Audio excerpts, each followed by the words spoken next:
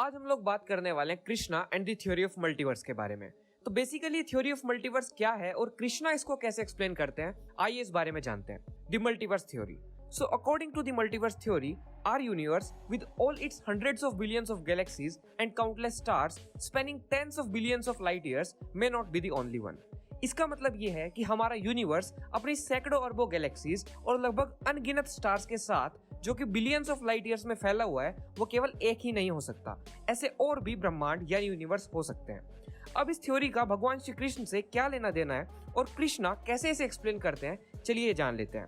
तो हुआ कुछ ऐसा कि जब भगवान विष्णु कृष्ण अवतार में पृथ्वी पर लीला रच रहे थे, तब ब्रह्मा जी को उनके विष्णु अवतार होने पर विश्वास नहीं हुआ। उन्हें ये यकीन नहीं हुआ कि उनके आराध्य यानी भगवान विष्णु कैसे इस तरह पृथ्वी पर रह सकते हैं। इसे कंफर्म करने के लिए उन्होंने एक योजना बनाई और वो भगवान श्री कृष्ण के सभी दोस्तों और गायों को उठाकर ब्रह्मलोक ले गए। वहां जाकर जब उन्होंने अपनी दिव्य दृष्टि से पृथ्वी लोक पर देखा तो उन्हें भगवान कृष्णा अपने दोस्तों के साथ खेलते हुए दिखाई दिए। ये देखकर ब्रह्मा जी हैरान रह गए। फिर वो पृथ्वी पर वापस गए और जब उन्होंने भगवान श्री कृष्ण से इसके बारे में पूछा तो भगवान कृष्ण ने उन्हें बताया कि आप सिर्फ इस ब्रह्मांड के निर्माता हैं और इस सृष्टि में ऐसे कई सारे ब्रह्मांड हैं।